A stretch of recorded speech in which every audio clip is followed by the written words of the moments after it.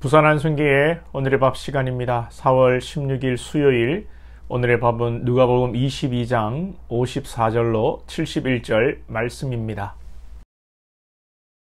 예수를 잡아 끌고 대제사장의 집으로 들어갈새 베드로가 멀찍이 따라가니라.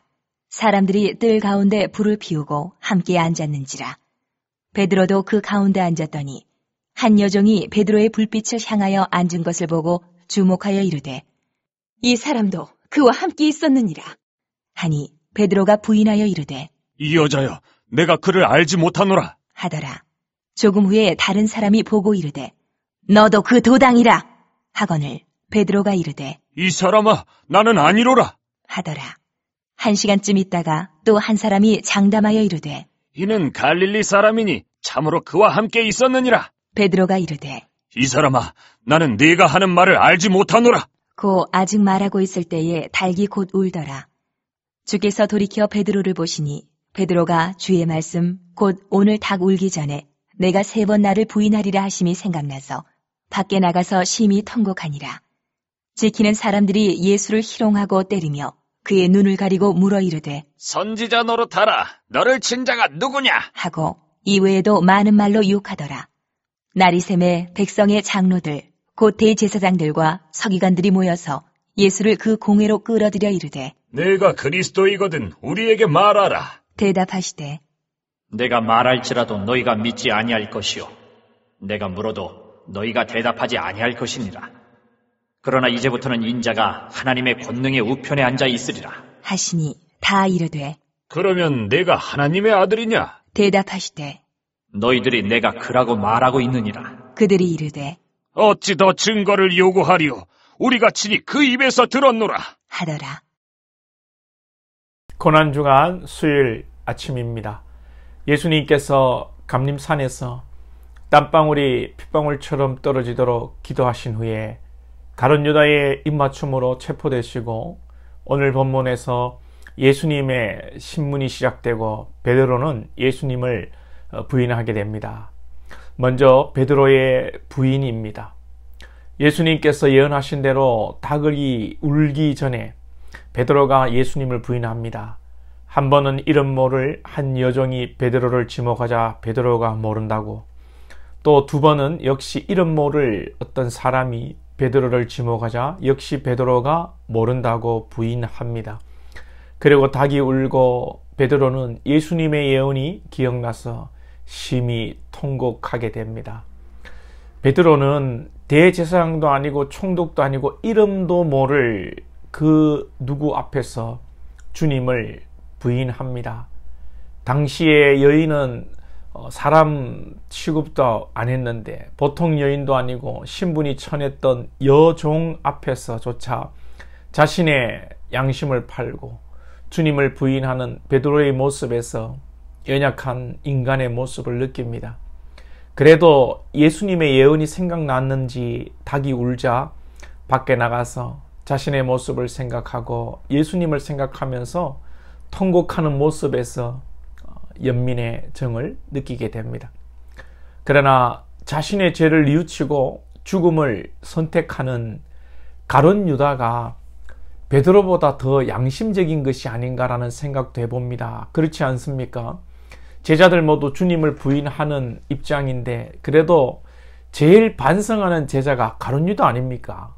스스로 목숨을 끊어 자기의 잘못을 반성하지 않습니까? 그러나 가룟 유다는 나지 않았으면 좋을 뻔하였다는 예수님의 평가를 받았고 천국 백성이 되지 못합니다. 그리고 하나님의 구원과 하나님의 동행하심은, 하나님의 회복의 역사는 베드로를 비롯한 나머지 제자들에게 일어납니다. 즉 하나님의 생명과 구원은 우리의 생각과 인간의 양심과 판단과 다르다는 것입니다. 특별히 우리의 이 양심과 우리의 의와 상관없이 주님의 은혜는 임하는 것이고, 또 우리의 판단 기준과 우리의 생각과 하나님의 기준, 하나님의 생각이 다른 것이죠. 그러면 중요한 것이 하나님의 방법과 기준 아니겠습니까? 그런데 사람들은 자기 생각으로, 자기 판단 하고 하나님까지도 판단하고 하나님은 이렇게 해야 되지 않냐고, 신이 있다면 이래야 되지 않냐고, 저렇게 또 지극정성이고 저렇게 의롭게 살고 착하게 살면 죽어서 좋은 데 가야 되지 않냐고 그렇게 이야기들을 합니다. 우리는 믿지 않는 사람들보다 나은 게 있습니까? 베드로가 가룟 유다보다 나은 게 없지요. 우리도 믿지 않는 자들보다 나은 게 없지 않습니까? 때로는 주님이 십자가를 지시고 성령이 임하여 그 은혜를 알게 하시고 주님의 우리를 향한 그 사랑 때문에 우리가 하나님의 자녀가 되어 성도로서 살아갑니다. 우리가 잘난 게 없습니다. 세상에는 우리보다 의롭고 진실하고 양심적인 사람들이 많습니다. 정의를 위해 목숨을 바치고 행동하는 사람들, 나라를 위해서 자기를 희생하는 사람들, 양심을 팔지 않고 신념을 가지고 자기를 희생하는 사람들. 우리는 얼마나 양심적이고 정의롭고 우리의 목숨을 끊을 정도로 우리의 삶을 부끄러워하며 삽니까? 우리의 뒷모습을 돌아보고 참 그렇지만 그럼에도 불구하고 우리의 그 많은 죄만큼이나 우리의 부끄러움이 큰 만큼이나 주님의 큰 은혜를 우리가 입은 것입니다.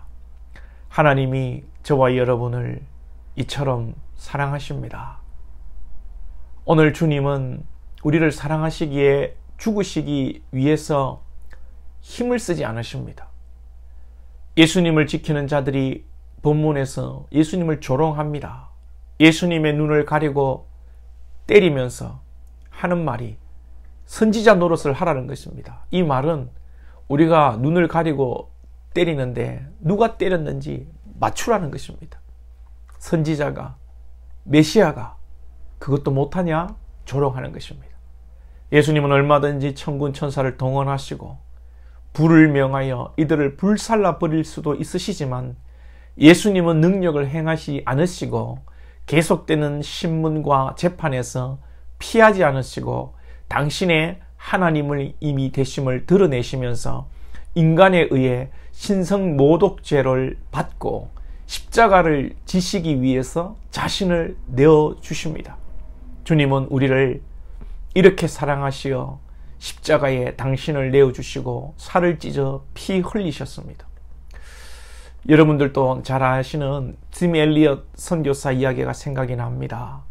에콰도르 원주민들에게 복음을 전하기 위해서 갔지만 원주민들에 의해 무참히 살해되는데 이들은 가족이 있고 아내가 있고 어린 아장아장 걷는 자녀들이 있었지만 그 원주민들이 던지는 창에 원주민들이 찌르는 칼에 맞아 죽었습니다. 그들은 무기를 가지고 있었지만 총을 가지고 있었지만 그들은 쏘지 않았습니다. 그리고 이후에 이들의 아내가 이들의 아들들이 유가족들이 계속하여 이들에게 복음을 전하였습니다. 가진 힘을 자기를 위해 쓰지 않고 원수를 원수로 삼지 않고 주님의 백성으로 여기는 이들이 참 그리스도의 제자여 주님의 권한을 채우는 자들이지 않겠습니까? 주님을 생각하고 짐 엘리엇 선교사와 그 가족들을 생각할 때 참 부끄럽습니다. 우리는 이 좋은 자유 대한민국에 살면서 얼마나 우리의 것을 포기하고 주를 위해 살아가는지요. 부끄럽습니다. 주님의 십자가 앞에서 주님을 묵상하는 오늘 하루 되시기를 축복합니다.